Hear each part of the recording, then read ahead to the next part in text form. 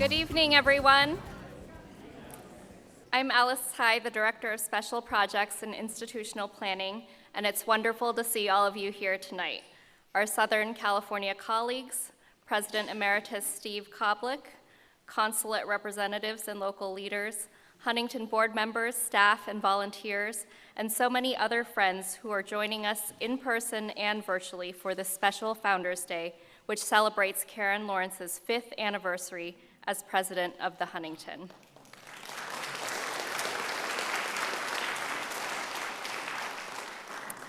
Today is actually 5 years, 5 months, and 21 days since Karen became president in September of 2018. I've been with her for about 4.5 of those exciting years, doing my best to make her job easier until now.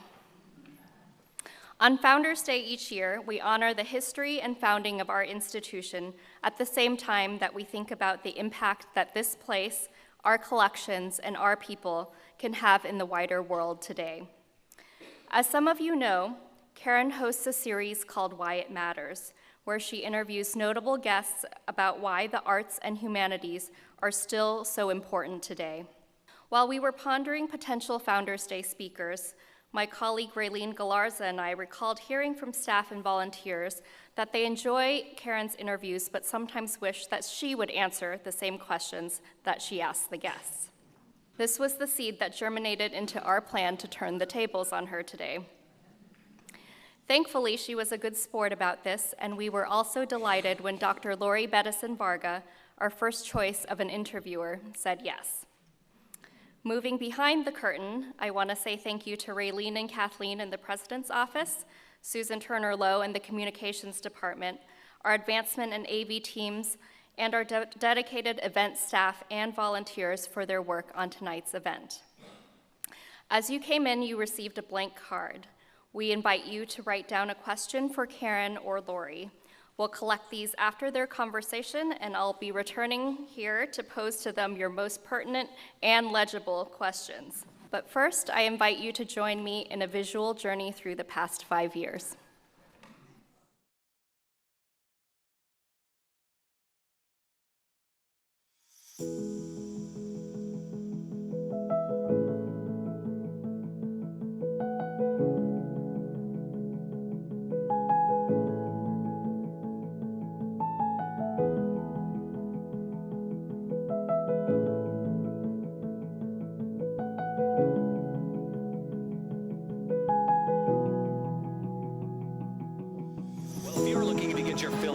And literature while enjoying acres of themed gardens, then this float is here to remind you of where you need to be.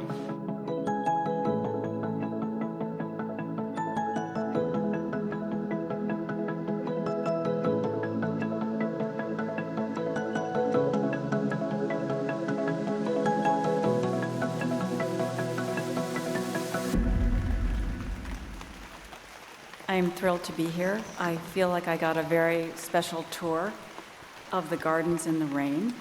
And what I was saying, what was amazing was the smells, because the rain brought out all of the smells. It was so beautiful. And then I got an incredible speed tour of the collection and was blown away by the Can-Do Wiley. So I just think very beautiful and exciting things are happening here.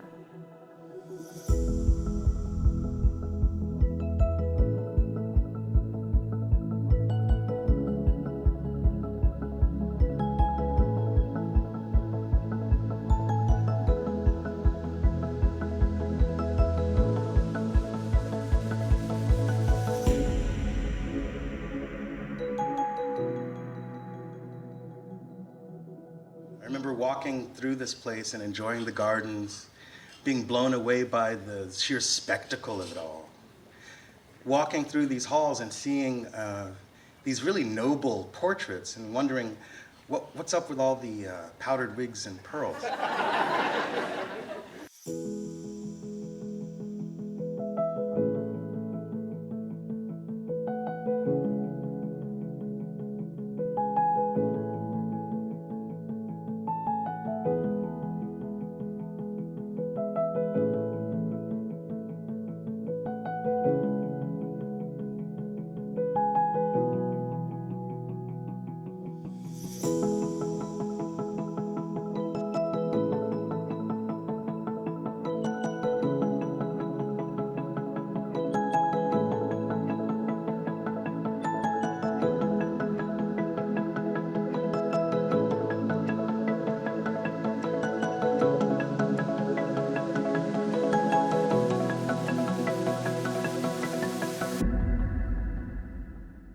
I think with your leadership and others, you see the Huntington saying that we are a place that collaborates with communities.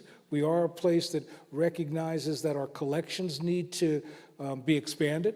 And in essence, you know, what I love is the Huntington is an example of how an institution evolves.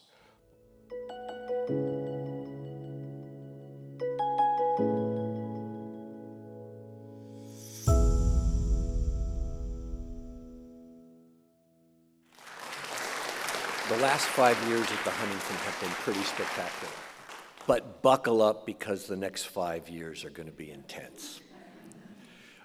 I'm Greg Pashala. I currently chair the Board of Trustees at the Huntington, and I want to add my voice in welcome to you for our Founders Day. This is actually the 97th commemoration of Founders Day at the Huntington.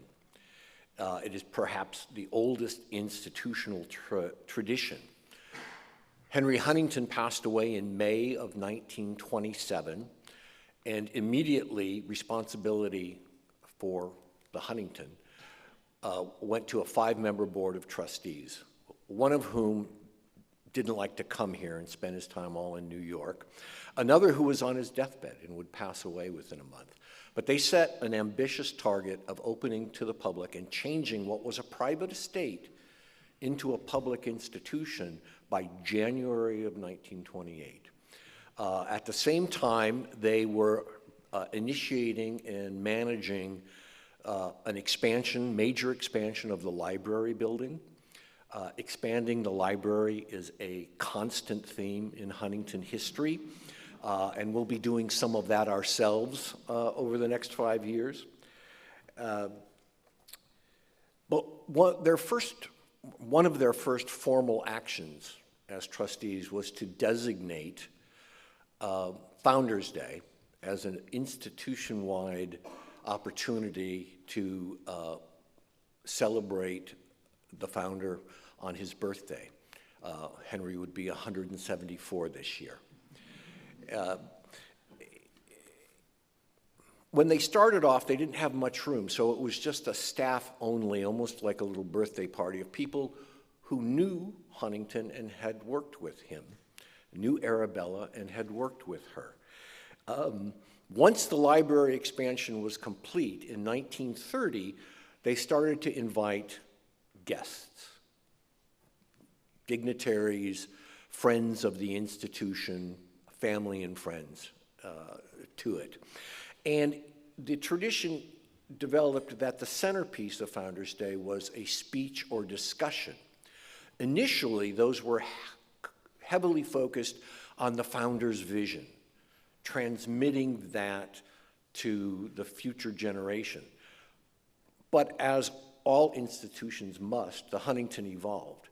And soon there were talks given by scholars on scholarly topics related or unrelated to the Huntington's collections, and discussions increasingly about the Huntington itself and our role in the broader world, in the community. Tonight's discussion is very much in that vein. The title is Foundations and Features, and it is a conversation around the roles and responsibilities of cultural institutions in the world today, the Huntington's evolution over time, and particularly in the last 5 years, and how we continue to honor the founder's intent as the core of our mission, while everything is changing around us. So it'll be a discussion, as Alice indicated, between the questioner, Dr. Lori Bettison-Varga, and our own Dr. Karen Lawrence. Dr. Bettison-Varga also leads a major institution in Southern California. She is president of the Los Angeles County's Museums of Natural History, which includes what I think of as the Museum of Natural History in Exposition Park, but also the Page Museum at La Brea Tar Pits, and probably least known, the William S. Hart Ranch in Newhall. And she's been leading the institution since 2015 with a focus on expanding impact, reaching out to the community, and more broadly engaging Los Angeles as they seek to educate people about urban nature, about climate science, very relevant to the Page Museum, for example. And a couple of major projects, one to open this year and one still to come. The first is expanding the Natural History Museum through what is called the NHM Commons, which is really an area set aside to engage with the community, a commons where it's very welcoming and is designed to foster engagement with the immediately surrounding community there. The second, which I think is really cool, is a reimagining of the Page Museum and the La Brea Tar Pits. The La Brea Tar Pits is so cliche in Los Angeles, but you have to think, when was the last time you were there? But actually, the demise of the megafauna, which is so captured in the tar there, is scientists look at and say it really was due to sort of human intervention in the climate. There's a story there to tell about man's impact on our planet, which is very relevant today. Prior to the Natural History Museums, Dr. Bettison-Varga was the president of Scripps College, where I understand she crossed paths with Steve Koblich. Prior to that, she was at Whitman College, where she crossed paths with Bob Schottheim, and before that at the College of Worcester. She's a geologist by training, and in 2012 was elected a Fellow of the American Association for the Advancement of Science, the largest science-focused organization in the world. And that's a very relevant topic to our times, too. Dr. Karen Lawrence is the 9th president and has been with us since 2018. And I can tell you from personal experience, she is a whirlwind of directed energy. Not too long after coming here, of course, the pandemic hit.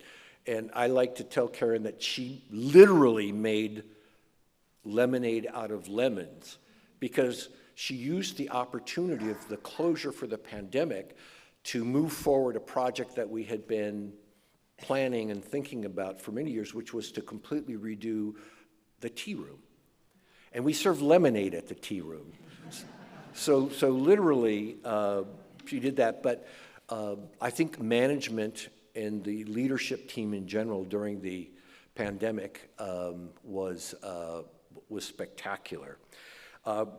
She really has worked to broaden our outreach to audiences beyond what may have been the traditional Huntington audience, and to find ways to impact more diverse communities.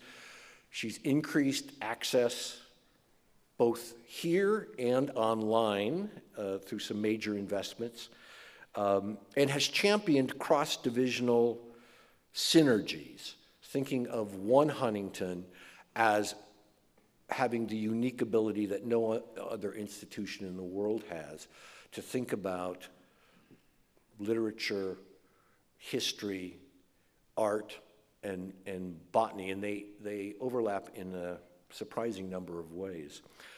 She's also been very focused on establishing community partnerships and partnerships with other institutions.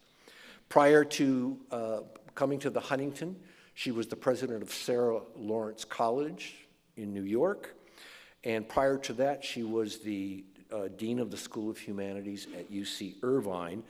She is a scholar of English and Irish literature with a focus on James Joyce, and is very passionate about that. So I think we're going to have a great evening. Please join me in giving a warm Huntington welcome to Dr. Lori Bettison-Varga and Dr. Karen Lawrence.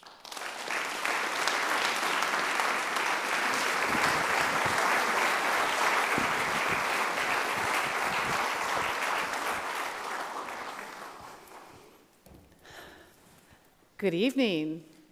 Good evening. We can do that again, right? Good evening. Yes. Happy Founders Day.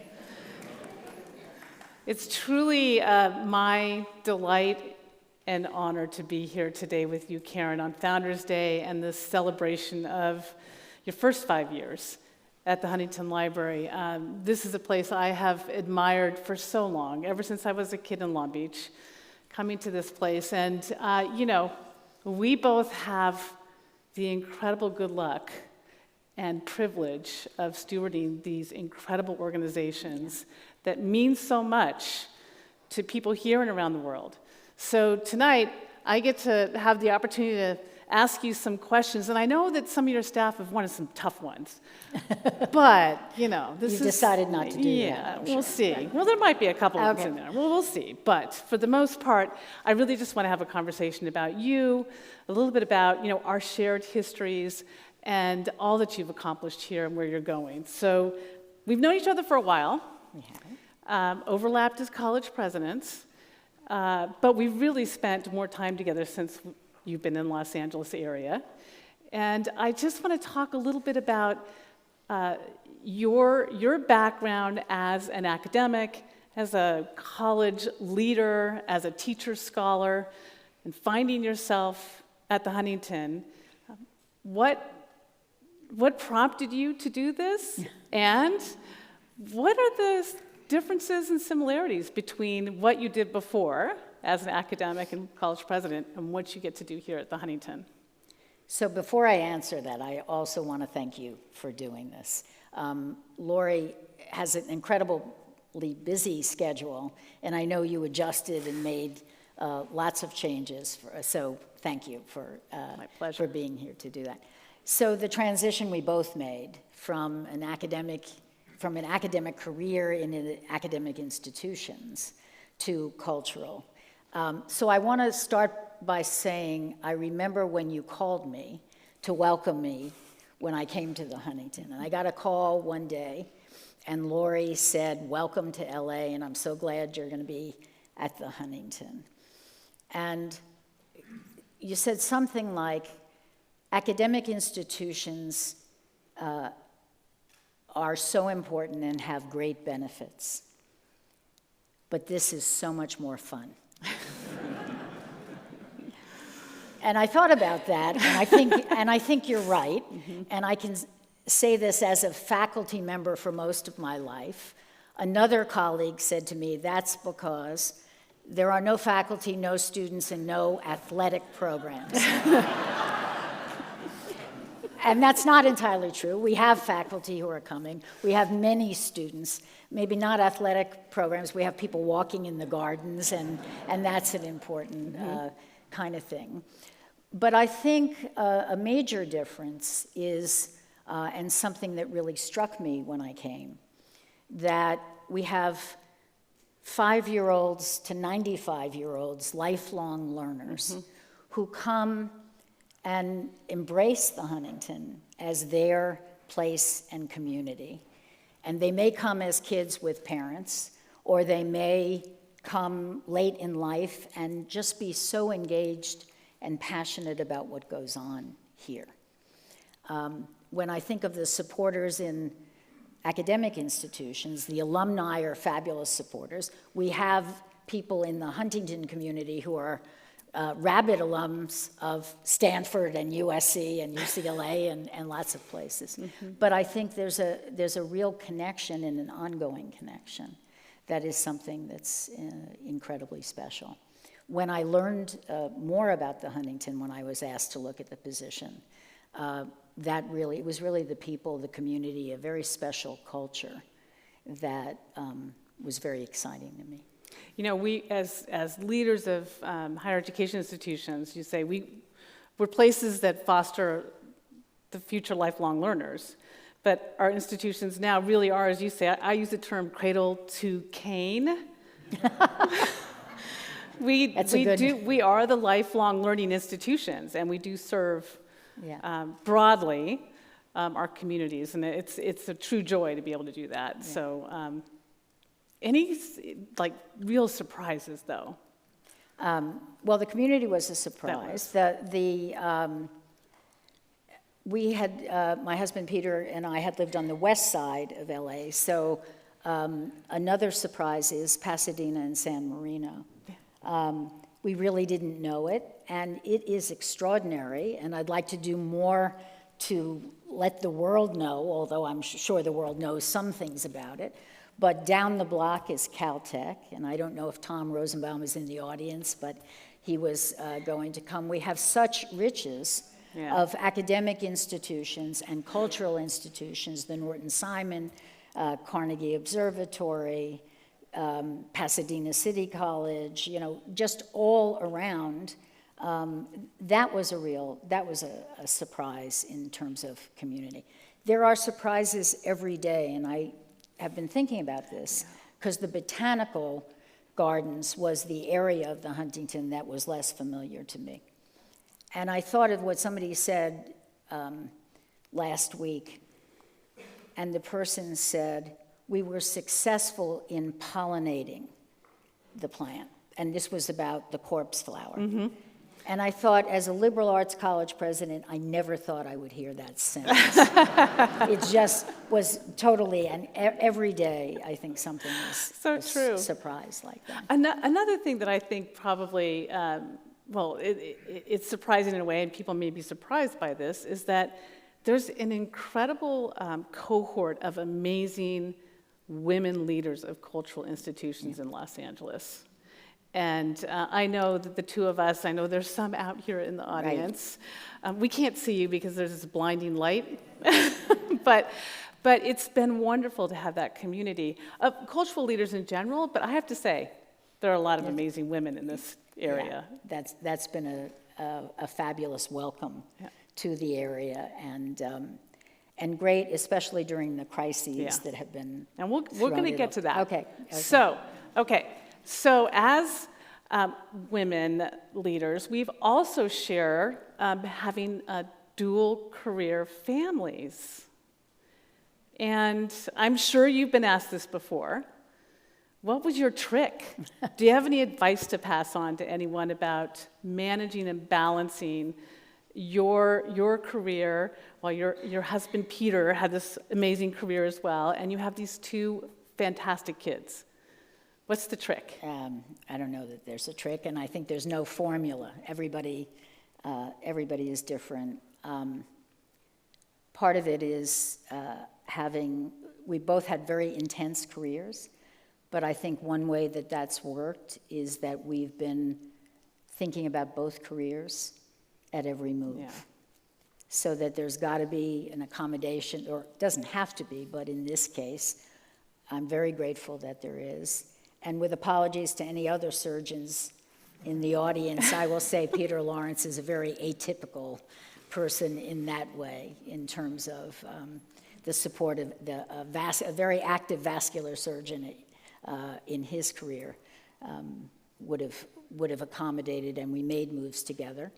We were on the East Coast in New York City looking for two jobs in the same place. And the University of Utah offered us both jobs. It was very much outside our provincial East Coast experience. And we looked at it because it was a way to launch both of our careers. We promised each other that if it didn't work out, we would leave in 3 years, and we were there for 20. Wow. It was a wonderful place to launch our careers, to have two kids, a mid-sized city where you could be in a seat for a jazz game and a symphony, in 5 minutes. And we were very far away from family, all on the East Coast, but found a wonderful person who didn't live with us, but was with us for 17 years. I think it also requires your kids to be flexible. So I'm Yes. going to say right now that our oldest son, Andy, is in the audience, and it's his birthday tonight. He's up there. So Andy and his wife, Jessica, are listening, to his mother talk on an evening when it's his birthday, so I'm grateful that they're there. Our other son, Jeff, who's an academic at Rutgers, once said about Peter and my careers that he would like to strap us in a Barca lounger so that we would be a little less intense. That's a good one. Yeah. My middle child moved twice in high school, and he still holds it against me. He's 30, and he still holds it against me. And I don't. You may have a similar feeling to me, but you didn't have a third one. My third one, I think I forgot most of her childhood. They do forgive us, though, don't they? I hope. I don't know, Andy, is that... I Hopefully they think forgive us. Yeah. And I also know that my oldest, when I used to go through these, and I don't know if you ever had these moments where you thought, why am I doing this? I just need to quit.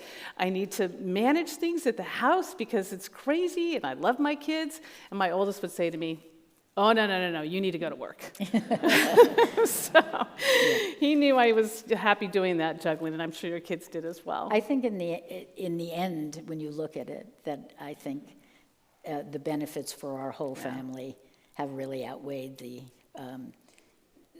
disadvantages or pains of it. And I think, well, every family has their ups and downs, right? So it's just part of the whole story of our lives. But all right, so you transitioned from your time in St. Lawrence. Actually, you had a little break. Sarah Lawrence, sorry. Sarah Lawrence, yes, very different. Yeah. Sarah Lawrence, at a time where you had a little bit of a break, and then you got called to this position in 2019, and wow, lots was happening. There were some challenges here at the Huntington. You had transition here, and you were embarking on some new directions. And then, of course, we had a lot of turmoil in the world. And I just want to talk a little bit about this with you, because you had unsettled things here and the world more broadly. And I thought about Maya Angelou, who said, the most perilous risk during times of upheaval isn't the turmoil itself, it's clinging to yesterday's reasoning. So it's all about timing, right? And we've talked a little bit about this. How have you harnessed the timing of your arrival to move the Huntington even more into this promising future? So let me start with when I got here in 2018, right before, 2018. I mean, the fall of 2018, Yeah, the centennial. right before we were celebrating the centennial, Yeah. 100-year-old institution. There was time to celebrate the past. It was a time to celebrate the past. And to really understand how much had been done in the evolution of the Huntington already. Steve is in the audience, garnering resources to allow things to happen. Bob Schottheim before him, creating and helping to mobilize a whole community, the community that I mentioned. Right. So it really was a great time to come into an institution and celebrate what had happened. There had been a transition and a little bit of uncertainty at the Huntington for a couple of years. So I came in and I followed that. I think one piece of advice I would give is never follow too closely a legend. So I wasn't sorry that there were some years between me and Steve Kovlik, Yeah. yes. But it also was there had been a few positions that were open at that time. And so it gave an opportunity to kind of look at what was here, to help add to some terrific people who were already on the staff, but hire new people as well. And I think anytime, no matter what your field, when you come into an institution, we're all anthropologists. Yeah. We all have to observe what the culture Right. is, because even if you have other experiences, no two institutions are alike. So it gave me time to look back, but also to feel a certain urgency, which you started talking about really moving forward, and what would the next 100 years look like, but certainly what would the next 5 look like. I also came at a time when, right before I got here, the staff at the Huntington had expressed concerns about inadequate diversity at the Huntington. And that had come to the trustees and to the community, and there was a working committee.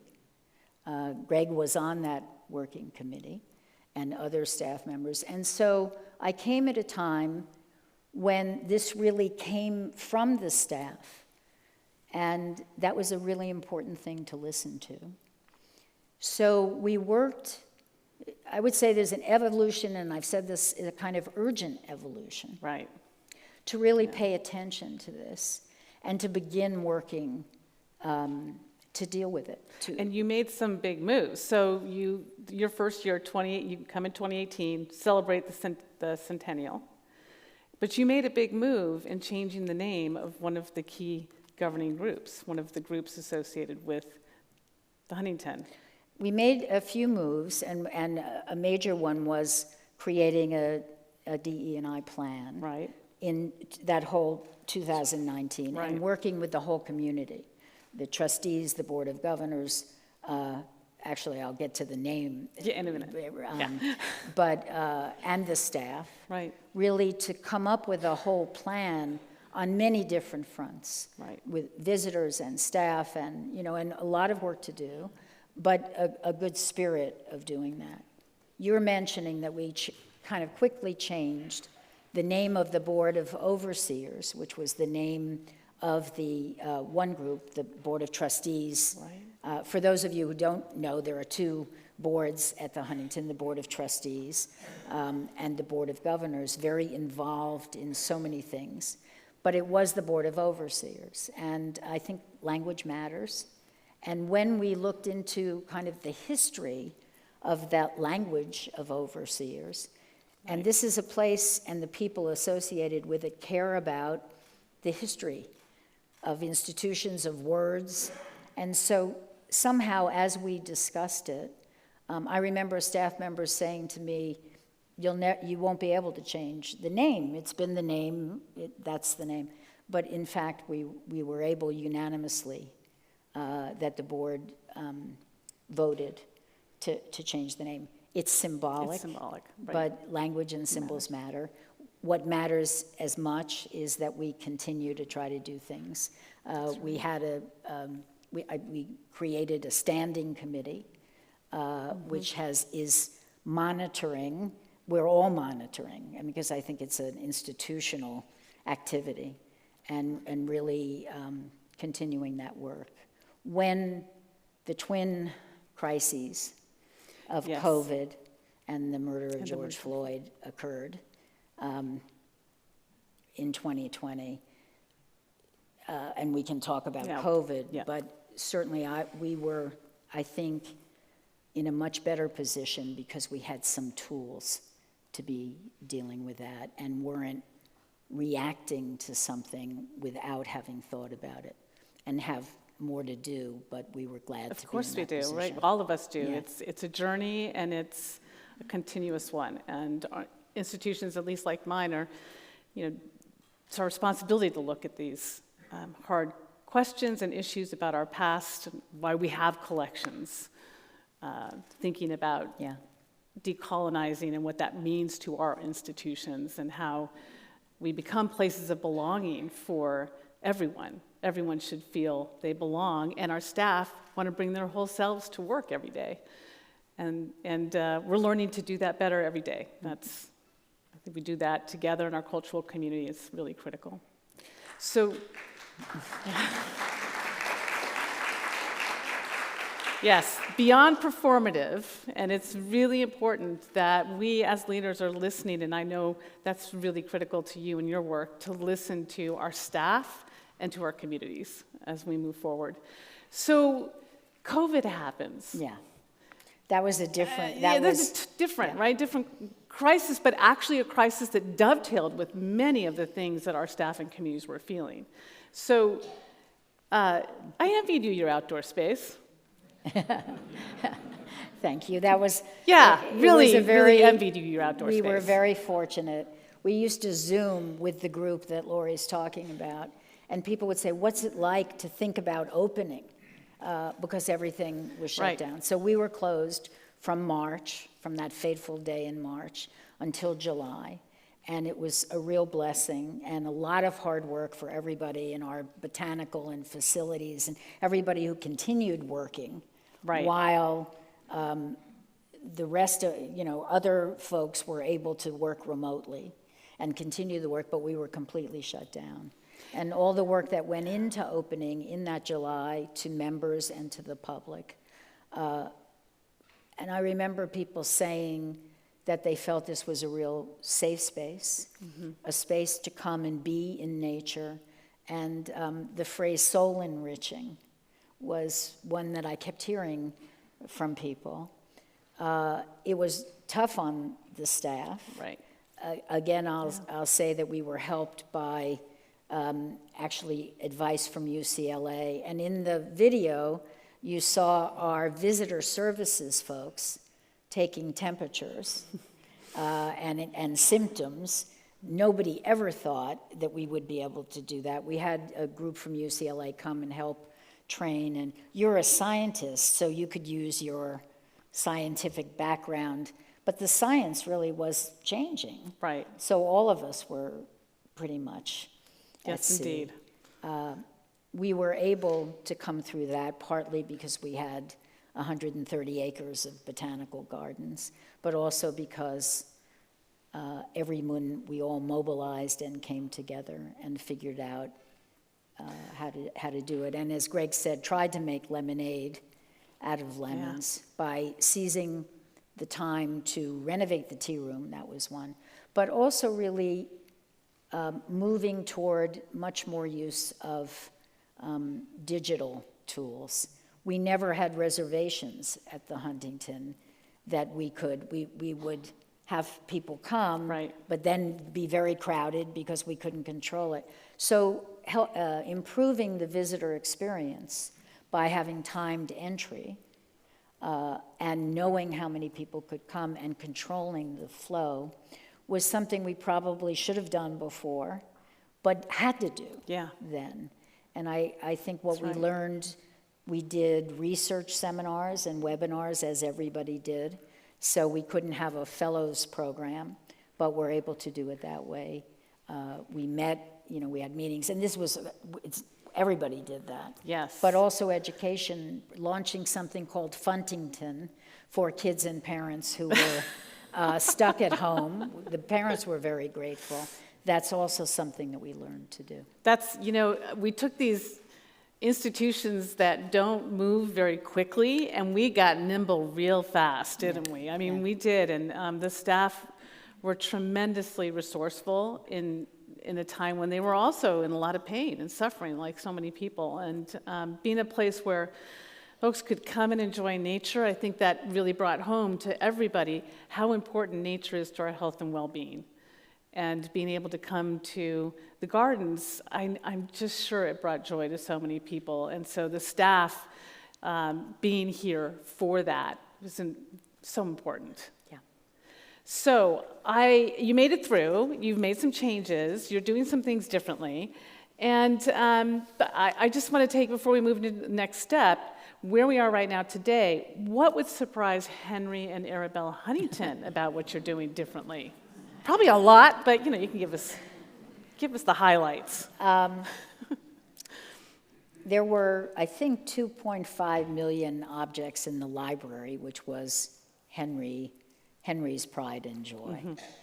And now there are 13 million objects. I think the 1 million visitors. I think the mission, the goals of education and research and public welfare were there. and are still, but I think the breadth and depth and magnitude would floor Henry and Arabella. I like to think that, and I do think, that Henry Huntington was a futurist who believed that the future was in Southern California and that anything could grow in this climate.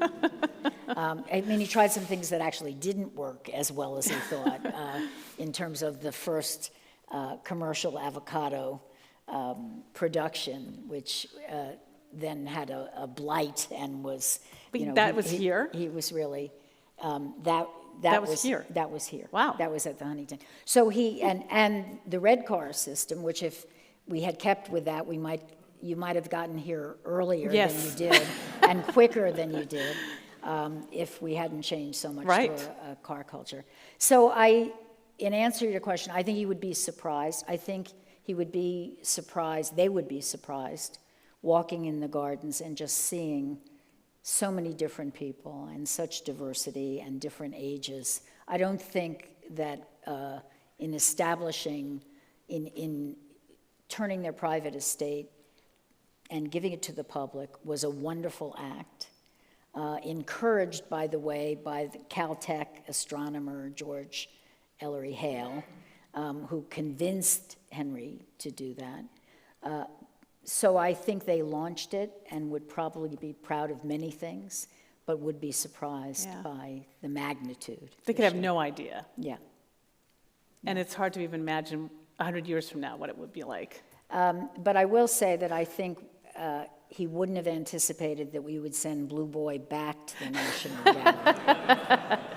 And we did think about that when we very carefully considered how to do it and how to conserve it and how to send it back, and very carefully brought it back after 3 months of loan. I think he tried so hard to bring it from London to California that he might not have wanted to even take the chance that it wouldn't come back again. Well, and that was the leap too. I mean, you're using the very carefully for very careful reasons, because there was some controversy around doing that. But how exciting, right? At the end, so.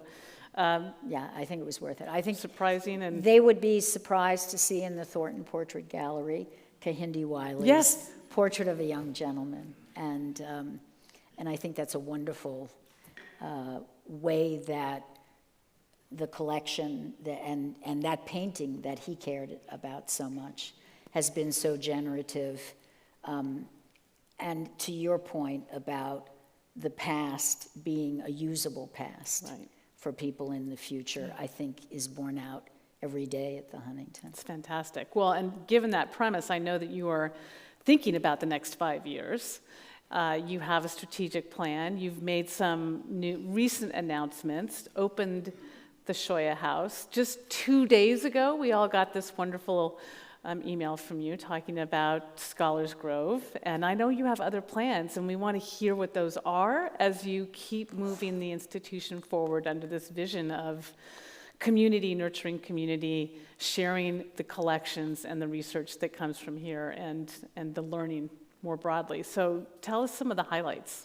Well, I did write a message a couple of days ago about Charlie Munger and the Munger family's wonderful gift to us, and I called it a dream deferred because for a long time, affordable housing for scholars and fellows coming to the Huntington has been really tough. And I'm not planting what I'm about to say, it's really true. Today I got an email from a woman who wrote, she read the message about getting this gift, which will enable us to create residential housing for our fellows.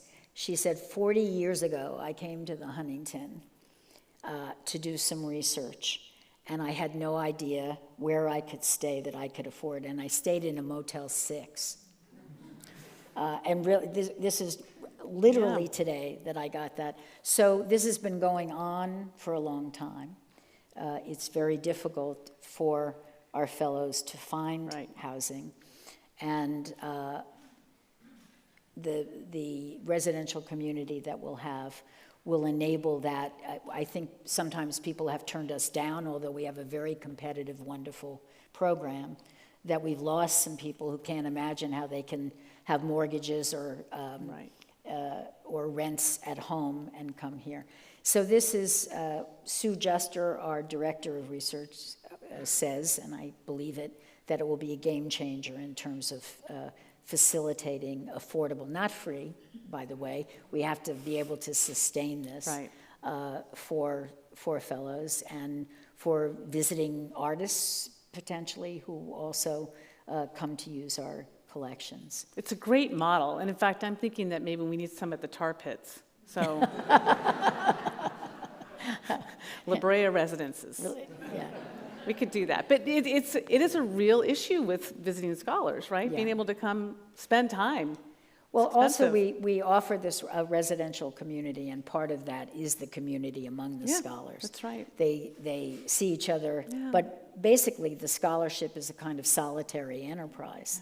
You're in the library, you're writing, so to be able to continue that community, I think, will be a very important kind of thing. The other major building project that we will have is a library art building. And again, we needed to make sure that we could, and continuing to raise the money to do that project, and are still going through the process. But it's something that began with a library renewal need, of voluntary retrofitting of the beautiful main exhibition hall that Myron Hunt built. And so that will be renovated. But the building right behind it, which is an auxiliary building and not the same kind of historic building, will be completely redone. And we'll bring together art and library, works on paper and staff. We'll have a conservation lab, which is something that we have wanted for a while for objects, and double the storage space. And with 13 million objects in the library, that's obviously something that's very, very important. So with compact shelving and wonderful gifts from our supporters, we'll be able to have a 90,000 square foot building, which will bring art and library together, our works on paper, study room, conservation, and much more accessible and usable space for our staff there. So that's very exciting. It will be. Yeah. And it also is the one thing that we learned as college presidents too, once in a campaign, always in a campaign, right? There's always more to do and more to support. Actually, and more exciting things on the horizon, right? I think Lauren Rothschild is in the audience. He is the board chair before Greg, who hired me and promised me two things when I came: that there would be no crisis, because I forgot to mention that I got to Sarah Lawrence about 2 months before the financial crisis in 2007, so my timing there was not so good. Yeah. And went through that. And he said, we're interested in you as a candidate because you went through that, and there just won't be another one. The second promise was that we've come through a building stage and phase and have completing the Chinese garden and have done so much building and the education center. And so now we'll concentrate on programs and not buildings. And, and we have concentrated on programs, and we're very much expanding the use and engagement and education, both in person and online, of our collections. But it isn't true that we didn't need more buildings. So these two are major, major projects. You need space for the research, you need space for all of those fantastic collections and for people to engage with it. So yeah, understandable. And we are, back to the programming, we are planning ambitious programs, which really, part of the strategic plan is magnifying the impact of more collections,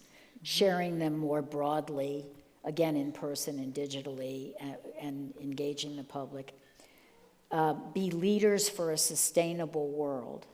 that is a major, major aspect of what we're doing, and trying to use the collections to help bring perspectives from our collections to contemporary issues.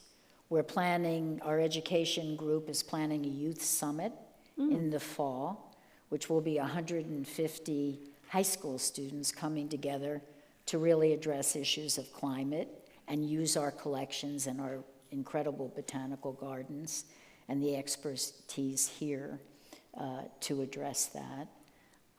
Well, if you need any partners on that, if you need to have any, there's lots of folks at the There Natural are History things we Museum, should and we'd love to, lend some voices to that, if we can be of support. Yeah, no, I think I think no institution can go it alone. No, that's right, and the sustainable part of so many of your strategic goals there just overlap directly with the kinds of things we're doing, and I think about the sustainable future piece, and we really do need to collaborate across LA and across the nation and the world on these major issues so that we can highlight the ways in which our institutions, living collections, other collections, actually inform what's happening today and help us think about the future. Yeah, and I am happy to announce that we've been working on a memo of understanding with the Smithsonian Institution. Some of you may have been in the audience for Why It Matters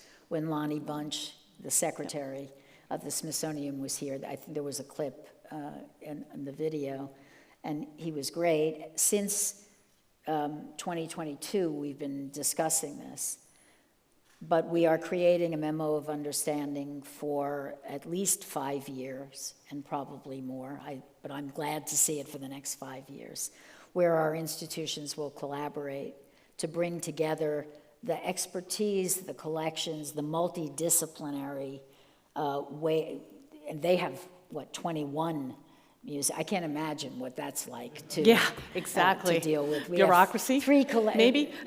Yes. But the way that we can leverage and combine our resources and our commitment to education and to community partnerships to really do programming over the next 5 years, starting with 2026, and I don't know how many people know about the semi-quincentennial, the 250th anniversary of the Declaration of Independence, and we're really working on a way to bring our resources together and joint programming to discuss that, to lend our what we have in historical and cultural and scientific collections to help have conversations, particularly around the theme of the land and the relationship between land and people and power. And we're really working on that, so stay tuned. That sounds fascinating. Yeah. I'm looking forward to seeing how that develops. And big aspirations for Huntington's future. I think now we should see if there are audience questions. I'll start with this one. It's not asking about your favorite child, but maybe nearly as difficult.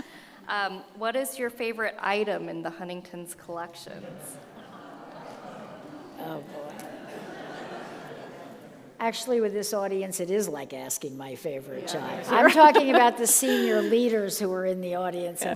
Because I did write about the Engelmann oak, which I've come to know about, and Nicole Cavender, our terrific director of botanical gardens, has told me a lot about that. Oh, so I'm going to cheat and not pick one. I was amazed to see the Ellesmere manuscript, the Chaucer. I had a wonderful Chaucer course and was thrilled to be seeing that. When I did Founders Day, I got to look at the Joyce, which is much smaller, the James Joyce. There is a manuscript of the final chapter of Ulysses, a book I worked a lot on with Joyce's handwriting. Wow. And I got to look at that and talk about that. I love the Kehinde Wiley, and I think that will be an important painting in our collection. And I love the Ming Dynasty scroll that we just received. Can I also say the Pynchon archive is thrilling? I'll stop there. She can't but pick I one. can't She can't pick. Yeah. But I did hit each collection. Right? That's true. Yeah. Very smart. Okay. So Lori talked about envisioning the Huntington in 100 years, but this question is actually, where do you see the Huntington in another 10 years, which might be a little easier.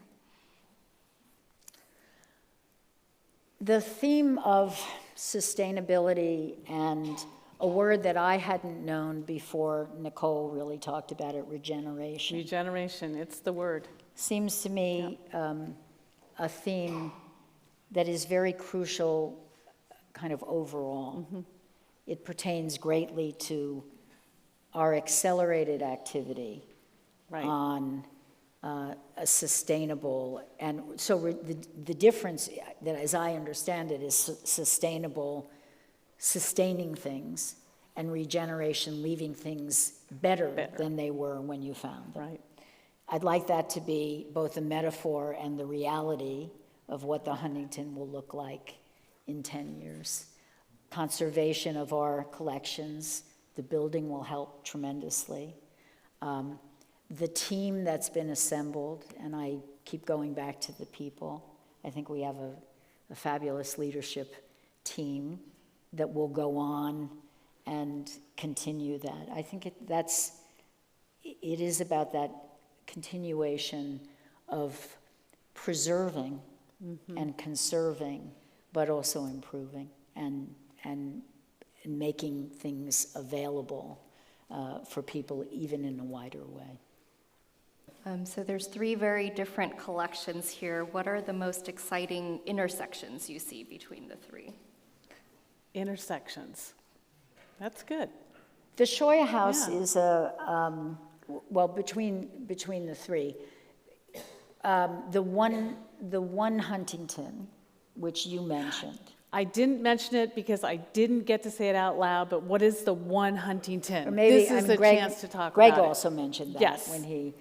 and that's a feature and a commitment in our strategic plan. And it really is how 1 + 1 + 1 is more than 3. How the collections really, while I think each director of each collection has, and the staffs, have ideas and ambition and imagination, and that should continue. It's not homogenized. Right. We've been able to do really exciting things. Bringing William Blake, the drawings together with William Blake, the poet, in a study room where these objects are available, that's an example of synergies. The Shoya House, which is a whole ecosystem, bringing nature and culture together for people, involves our education unit and art objects and thinking about how to place those at the Shoya House, and the botanical gardens with an ecosystem that's sustainable. So I think we have many examples of how that works. And I think we have a team that's really interested in working together. In order I mean, it must to be do very that. exciting, actually. You think about in liberal arts colleges, the interdisciplinary and even transdisciplinary courses that faculty would come together, and I'm sure your research teams and your curators are thinking about all of the possibilities to make those connections, and very exciting. I think that's been a transition both in academia and in cultural organizations. When you have deep expertise and you have them in both cultural and academic institutions, it can be narrow and siloed. Right. Some of the greatest discoveries are made that way, but I think the move toward really figuring out how the different perspectives can shed light and bring lenses that weren't there, I think that's really crucial. Do you have a question for Lori? Yeah. I'll ask both of you this one. So you talked about how during COVID, the Huntington was a place of respite for people. Where's your spot at the Huntington where you find peace and solace? Mine? I'll ask both Or, of you. let's see. I love the desert garden. She picked mine. And it's partly, it's fascinating. Yes. I mean, it's respite with fascination, are those two? It's extreme. Yeah, it's endlessly interesting. Architectural. So in a it way. is when I have time to be out and about in the gardens, and I don't take enough time to do that.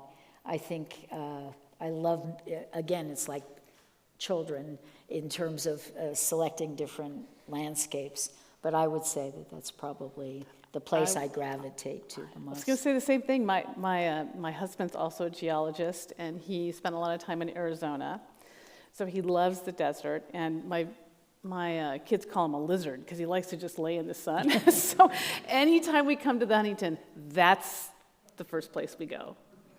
We end up there. I think it's kind of otherworldly. It is, yeah. And I remember taking two young architects to see it who were blown away by the color, the composition. It Yeah, the really aesthetics is like is- an artistic canvas. So. So you started your career teaching James Joyce's work. How does that relate to your work as an administrator now? Oh, I want to hear this. I was fascinated by many aspects of Joyce's work. The language, the style. And I think paying attention, I spoke before about paying attention to language.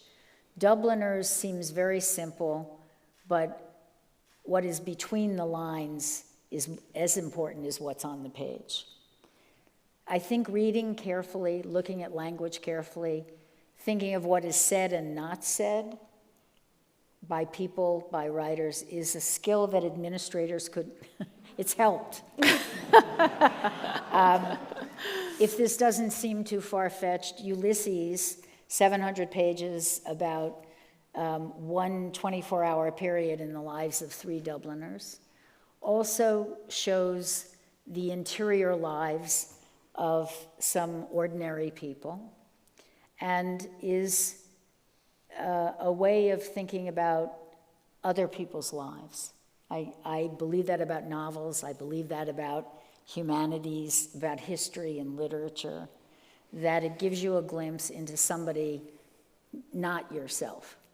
And often, I think, I felt about Ulysses that I knew Leopold Bloom, the main character, better than I knew some of my best friends from being inside and hearing that representation. So I think all of those ways of thinking about other people's lives, about language, about how people communicate, and that there's no one way to tell a story. That's Ulysses is also about that. I think are instructive lessons about a lot of things. Okay, I think we have time for a couple more questions. So second to last one, what do you consider the Huntington's most significant achievement with diversity, equity, and inclusion during your time here? I'm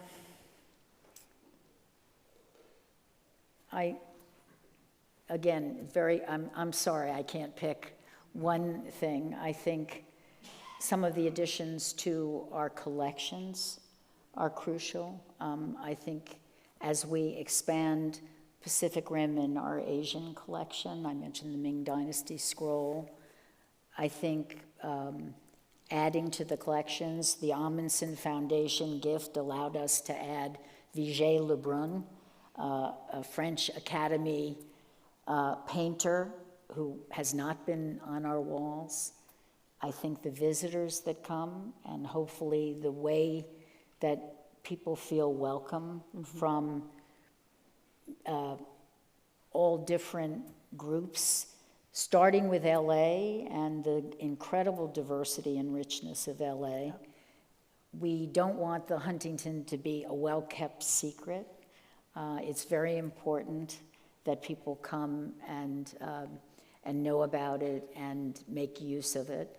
So I think that that's important. And then the staff. And again, we have a ways to go, but I think we've made strides on our board and in our staff, and more to do. Okay, final one for both of you. What about LA's cultural scene right now is the most exciting to the both of you?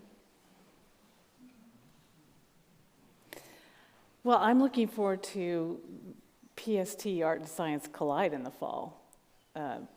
Uniquely a Southern California event, and having institutions all across Southern California participate and launch exhibits like I know we are in our institutions, and exposing Angelenos and visitors to art and science and new ways of thinking about these disciplines and the impact and the issues that we have today to consider from the artist's point of view, as well as, at least in our case, we're doing a diorama intervention. Those of you who've been to the Natural History Museum at some time in your life know we have a lot of dioramas.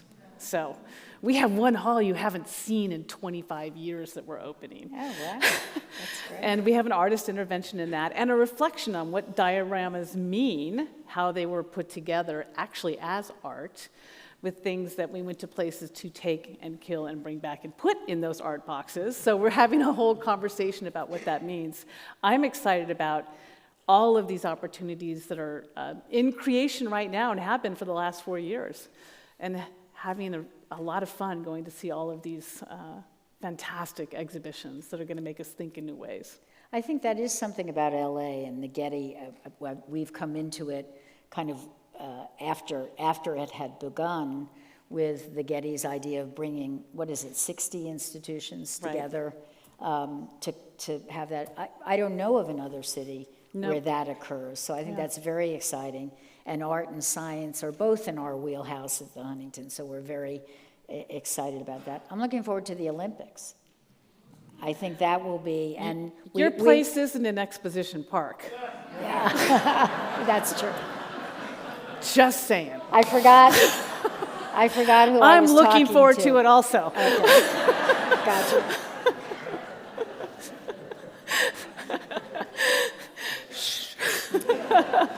It's going to be a lot of fun. Well, maybe they come to see our places, right? I don't know if they're going to see us, but they'll come see you. Yes, I hope so. Yeah. We haven't begun to think about that. Right now, that's too far in the future. 2024 with PST, 2026 with the semi-quincentennial. Right. As we say at the Huntington, it's a lot. Or sometimes we talk about the movie Everything Everywhere All at Once. So we'll leave the Olympics too. But it is actually a good moment for everyone to realize that Los Angeles and the Southern California area, we have more museums and cultural entities than New York does. This is the hotbed of activity in culture and arts, right? So we're excited about that. It's true. Okay, we're going to leave you guys wanting more. Libations and other treats await outside, so please join me in thanking our guests again.